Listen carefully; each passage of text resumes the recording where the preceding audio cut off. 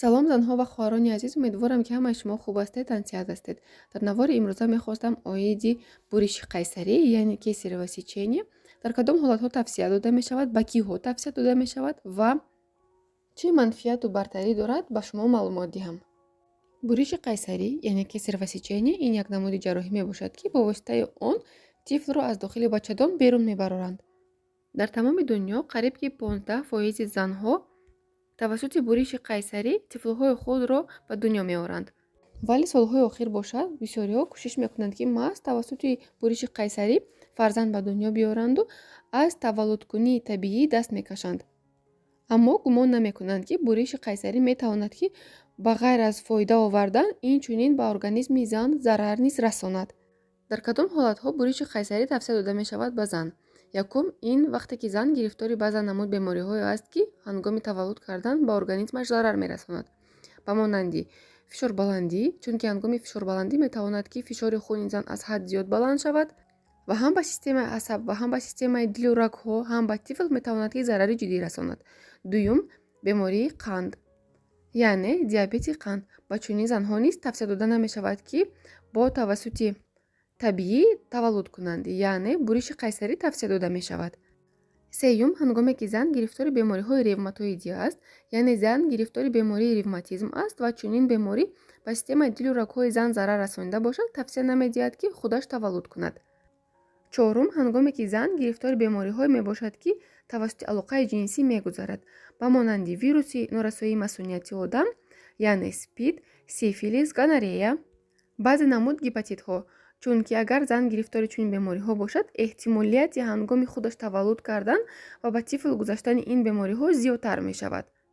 барои ҳамин дар чунин ҳолатҳо тавсия медиҳанд буриши қайсарӣ кунанд. панҷум ҳангоме ки зан гирифтори баъзе намуд бемориҳои чашм аст, ба монанди фишорбаландии чашм яъне глаукома ва инчунин ҳангоме ки биноиши чашмаш хира аст, миопия высокай степени дорад, яъне биноиши чашмаш аз -3,4 зиёдтар аст.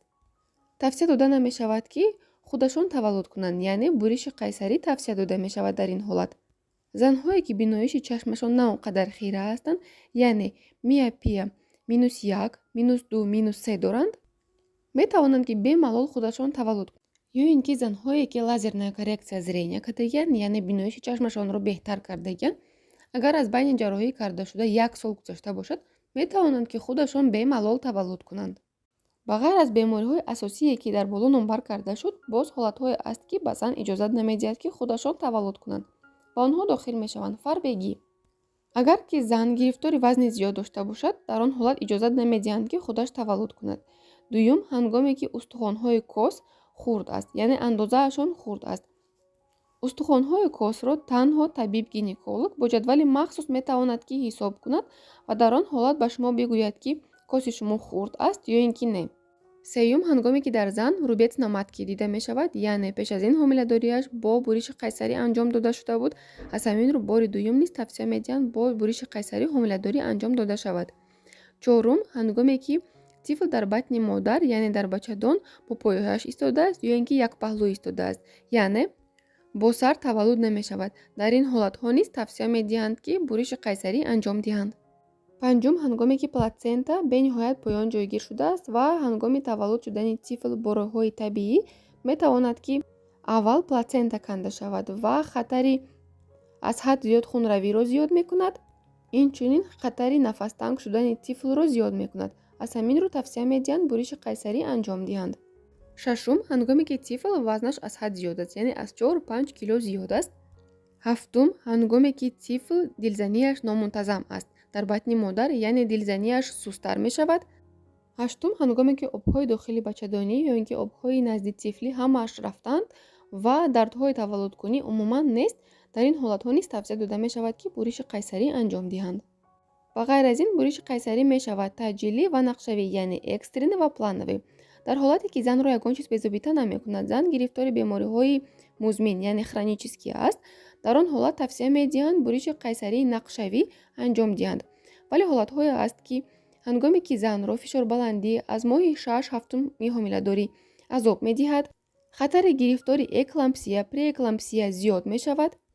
инчунин ҳангоме ки хатари нафастангии тифл зиёд мешавад, хатари гипоксияи тифл дар батни модар зиёд мешавад ва ҳангоме ки хунравӣ дида мешавад, отслойка плаценти дида мешавад, тавсия медиҳанд буриши қайсарии таъҷилӣ экстренӣ яъне анҷом диҳанд. вақте ки зан гирифтори чунин бемориҳо ва нишонаҳое ки дар боло зикр карда шуда буданд набошад, хубтараш мешавад ки бо тавассути роҳи табиӣ яъне худаш таваллуд кунад бениҳоят нағз аст ҳам ба организми худаш, ҳам ба организми тифл, чунки буриши қайсарӣ яъне чунин ҷарроҳӣ хатарҳои худро низ дорад. якум, ҳангоми чунин ҷарроҳӣ зан метавонад ки гирифтори баъзе намуд инфексияҳо ҳаст инфексияҳои махсус внутрибольничные инфексии, зан метавонад гирифтори ҳамон инфексияҳо шавад.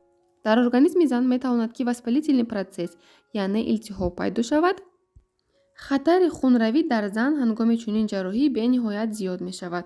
инчунин ҳангоми ҷарроҳии буриши қайсарӣ метавонад ки бачадон нағз кашиш нахӯрад ва дар дохили бачадон хун ҷамъ шавад ва ин низ боиси он мегардад ки дар организми зан воспалительный процесс пайдо шавад. дуюм, ин беҳискунӣ мебошад. вақте ки занро ҳангоми ҷарроҳӣ беҳискунии умумӣ яъне обши наркоз медиҳанд, зарраре ҳам бошад, ҳамон беҳискунӣ ба тифл метавонад зарари худро расонад. ва ҳангоме ки беҳискунии қисман яъне эпидуральная анестезия тавсия медиҳанд, баъд аз эпидуральная анестезия дар бисёр занҳо муддати тӯлонӣ яъне 1-2 соли тӯлонӣ метавонад ки дарди миён, дарди пойҳо азоб диҳад. ин ҳолат на дар ҳама занҳо дида мешавад, вале дар 50-60% занҳо чунин ҳолатҳо дида мешавад. сеюм, ҳангоме ки шумо бо роҳи ҷарроҳӣ таваллуд мекунед, шумо дарҳол наметавонед баъд аз ҷарроҳӣ ба тифли худ шир диҳед яъне макунед ва ин боиси он мегардад ки дар бисёр ҳолатҳо тифл дар оянда аз шири табиӣ яъне аз шири модар даст мекашад, яъне шири модарро намехӯрад ва ба шири сунъӣ одат мекунад. ва саволи аз ҳама муҳиме ки ба фикрам беҷавоб монд, ин то чанд маротиб бо тавассути ҷарроҳӣ тифл ба дунё омадан мумкин аст. агар занро ягон чиз безобита накунад, барқароршавии организми зан бениҳоят нағз бошад, ҷои ҷарроҳие карда шудааст нағз маҳкам шавад, рубец на матки ғафсияш нағз бошад, тавсия дода мешавад ки то 3, дар баъзе ҳолатҳо то 4 маротиба тавассути ҷарроҳӣ таваллуд кунанд.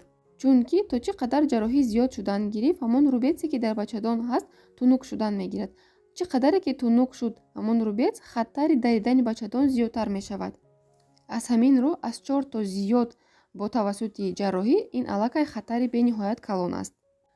баъд аз оне ки зан тавассути ҷарроҳӣ тифл ба дунё овард, метавонад ки баъд аз 2-2.5 сол танҳо пас аз гузаштани ташхис яъне УЗИ назорат кардани ҳамон рубец метавонад ки ҳомиладор шавад. дӯстони азиз, умедворам ки навори имрӯза ба шумо писанд омад. чун ҳар вақта фикрҳои худро дар комментарияҳо баён созед. саломат бошед.